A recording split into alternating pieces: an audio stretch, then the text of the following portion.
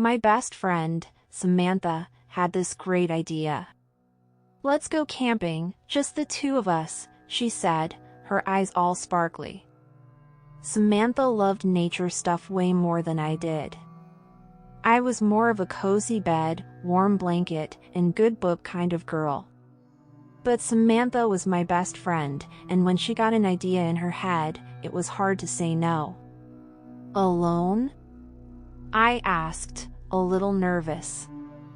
I'd camped before, but always with a bunch of people, like my family or school groups. Never just two of us. "Yeah, alone. It'll be so peaceful," she promised. "We'll find a quiet spot, tell ghost stories, and look at the stars." It sounded nice when she put it like that. A little scary, but exciting too. "Okay," I said, "I'm in. But you're in charge of the scary stories." The next few days were a blur of getting ready. Samantha was super organized. She had a list for everything: tent, sleeping bags, cooking stuff, bug spray, flashlights, first aid kit. I just mostly nodded and helped her pack her old, beaten-up backpack. My backpack was newer, but much smaller. It was going to be a fun adventure, I hoped. We decided to go to a spot about an hour away, in a state park. Samantha had been there with her family before and said there was a really pretty, quiet area near a small creek. "Perfect for just us," she said, checking off another item on her mental list. The day we left, the sky was bright blue, and the air was warm. We packed Samantha's old Jeep with all our gear. The back was crammed full. It felt like we were going on a big expedition, even though it was just for one night. The drive was fun. We sang along to the radio, windows down, hair blowing in the wind.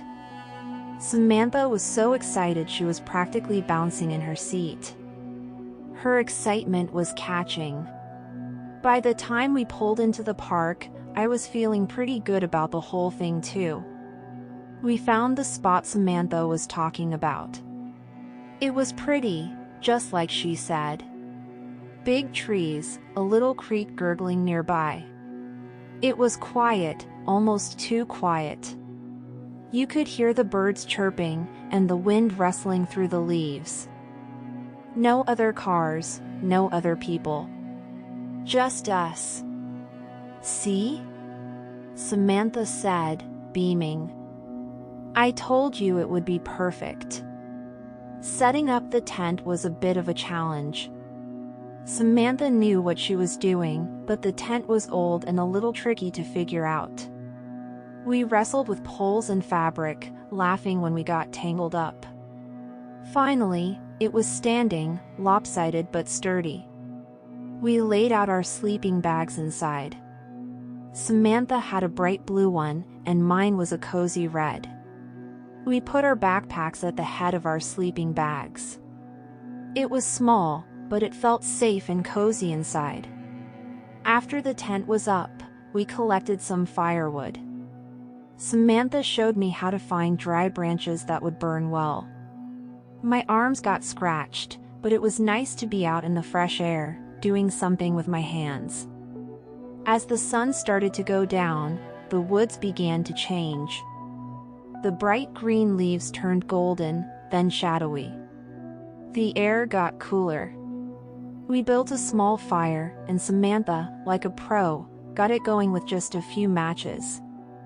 The flames danced and crackled, making warm light in the growing darkness. We cooked hot dogs over the fire, and they tasted amazing. Everything tastes better when you cook it outside, especially when you're hungry. We roasted marshmallows until they were gooey and browned, and told silly jokes. As it got darker, the sounds of the woods got louder. Crickets started their nighttime song, and we heard a hoot from an owl far away. It was peaceful, but also a little bit spooky. The trees around us looked like tall, dark giants in the fading light. "Okay," Samantha said, her voice a little lower now. Time for scary stories. I gulped. Are you sure? It's already pretty dark. Don't be a chicken, she teased, but her eyes were wide too. Samantha told a story about a lost hiker who heard strange whispers in the woods. Her voice was hushed, and she made scary pauses. I huddled closer to the fire, looking over my shoulder every now and then. The shadows from the trees seemed to move, and the wind sounded like whispers. After a few stories, we decided it was time to get into the tent. The fire was dying down, and it was getting really cold. We zipped up the tent flap, and it felt like a tiny little bubble of safety in the vast dark woods. We got into our sleeping bags. It was surprisingly comfy.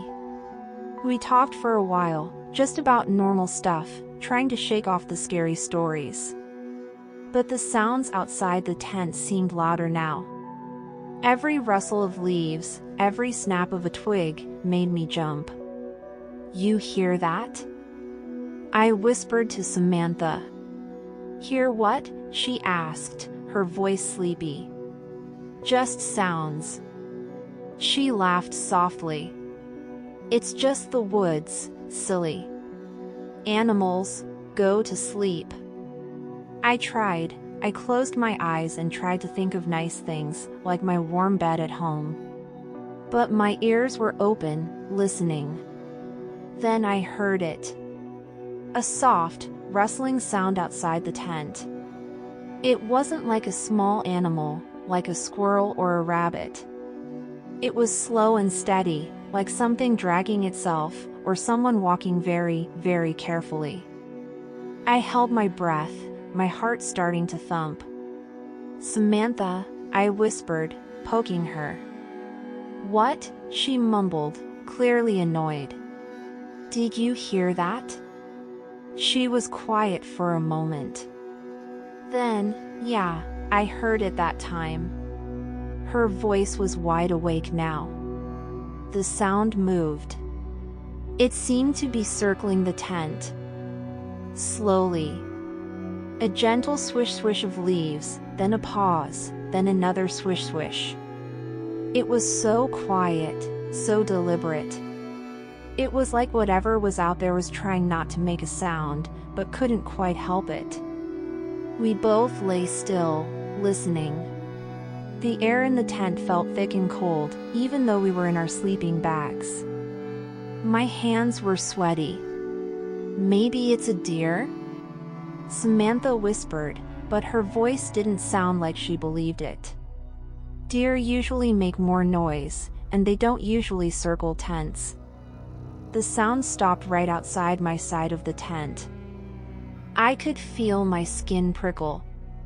It was so close, I felt like if I just reached out, I could touch whatever was there.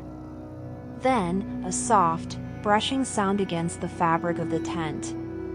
Like something was rubbing against it, or brushing it with a hand. I squeezed my eyes shut. This was not a deer. Samantha let out a tiny gasp. I knew she heard it too. We stayed like that for what felt like forever, not moving, hardly breathing. The sound eventually moved away, going around the back of the tent, and then slowly fading until we couldn't hear it anymore. What was that? I whispered, my voice shaky. Samantha didn't answer right away. I don't know, she finally said, her voice small. Maybe an animal we don't know about. But we both knew it wasn't just an animal. It was too quiet, too deliberate. We tried to go back to sleep. We really did. But every little sound made us jump. The wind rustling the leaves sounded like footsteps. The hoot of an owl sounded like a cry. My mind was racing, trying to figure out what it could have been. A few hours later, I finally started to drift off. Just as I was about to fall into a deep sleep, something happened. Thump! It was a soft thump, not loud, but clear. It came from the top of the tent. Like something had landed on it, or maybe something had been dropped. My eyes snapped open. I looked at Samantha. Her eyes were already open, wide and staring at the top of the tent. Scrape. Then a soft scrape, like something dragging slowly across the fabric. It moved from one side of the tent to the other, very, very slowly. It sounded like fingernails dragging, or something rough being pulled. We both held our breath. My heart was pounding so hard I thought Samantha could hear it. My whole body was tense. The scraping stopped directly above us. Then, a faint sound, like a sniffing.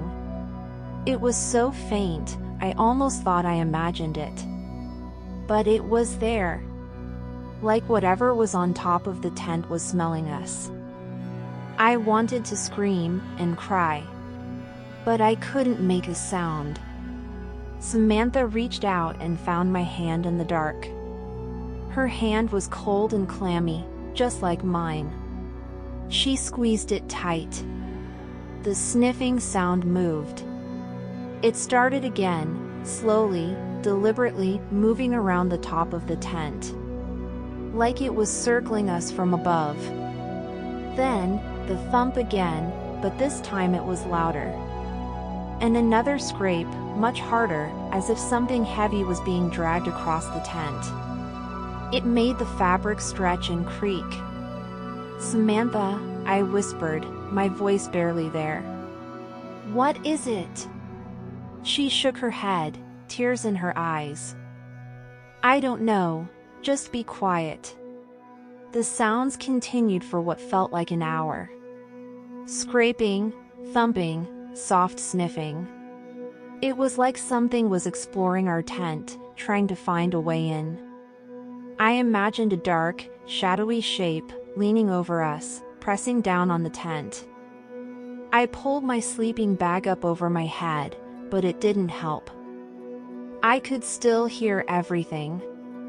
I could still feel the terror. Eventually, the sounds on top of the tent stopped. We lay there in silence, listening for anything. My ears were aching from straining to hear. The silence was almost worse than the sounds. It was a watchful silence, like whatever was out there was waiting. We didn't dare move. We didn't dare talk. We just lay there, two terrified girls in a flimsy tent, in the middle of nowhere. Every now and then, we would hear a soft rustle from the trees, or a distant snap of a twig. Each time, we tensed up, waiting for the circling to start again, or the scraping on the tent. The night stretched on forever. I kept looking at my watch, but the hands seemed to move slower than molasses. 1 a.m. Then 2, then 3. Each minute felt like an hour. I thought about calling my parents. But my phone was in my backpack, and I was too scared to move. Besides, what would I tell them? There's something outside our tent? They'd probably think I was just being silly and scared of the dark. Samantha started to cry silently beside me. I could feel her shoulders shaking. I wanted to comfort her, but I was just as scared. I squeezed her hand again, letting her know I was there. The air in the tent grew colder as the night went on. I shivered, but it wasn't just from the cold. It was from the fear that had settled deep in my bones. I started thinking about all the scary stories I'd ever heard. Stories about creatures in the woods, about people who went camping and never came back. My imagination, usually a fun place to be, was now my worst enemy. Finally, after what felt like a lifetime, the first hint of light started to show through the tent fabric. It was a faint, gray light, but it was there. Hope flickered inside me. As the light grew stronger, the sounds of the woods started to change. The crickets quieted down, and the birds started to chirp again, their songs sounding so normal and cheerful after the terror of the night. We still didn't move. We waited until the light was truly bright, until we could see the shapes of the trees outside. "It's morning," Samantha whispered, her voice hoarse. "Yeah," I breathed. We slowly, carefully, unzipped the tent flap. We both peeked out, our hearts still beating fast. The woods looked different in the daylight. Less menacing, more inviting. The trees were just trees, the shadows just shadows. We crawled out of the tent, looking around. We checked all sides of the tent. There were no footprints, no signs of anything strange. Just leaves, and dirt, and trees. But then, Samantha pointed to the top of the tent. My eyes followed her finger. There, on the dusty green fabric, were 3 faint, dark streaks. They looked like smudge marks, long and thin. And they were in a pattern, like something with 3 long fingers had been dragged across the top of the tent. My blood ran cold again. It wasn't just my imagination. Something had been there. Something that had circled our tent. Something that had scraped and thumped on top of it. We didn't say anything. We just stared at the marks. "We need to go," I finally said, my voice barely audible. Samantha nodded quickly. We packed up faster than I thought possible. We shoved everything into our bags, not caring if it was neat or organized. We folded the tent, trying not to look at the marks on the top. Every rustle in the trees made us jump. Every bird call made us flinch. We didn't talk much on the drive back. The radio was off. The windows were up. We just drove, fast, out of the park, and away from the woods. When we finally got back to my house, we both collapsed onto my couch, exhausted and still shaking. "I'm never going camping again," I said, my voice firm. Samantha nodded, her face pale. "Me neither. Not like that." We never figured out what was outside our tent that night. We told each other it was probably just an animal, a curious raccoon or something. But deep down, we both knew it wasn't. And even now, years later, when I hear a rustle in the dark, or a branch scrape against my window at night, a chill runs down my spine. I remember that night in the woods, the quiet circling, the slow scraping, and the terrifying feeling of being watched by something unseen. Something that was just outside our tent, waiting.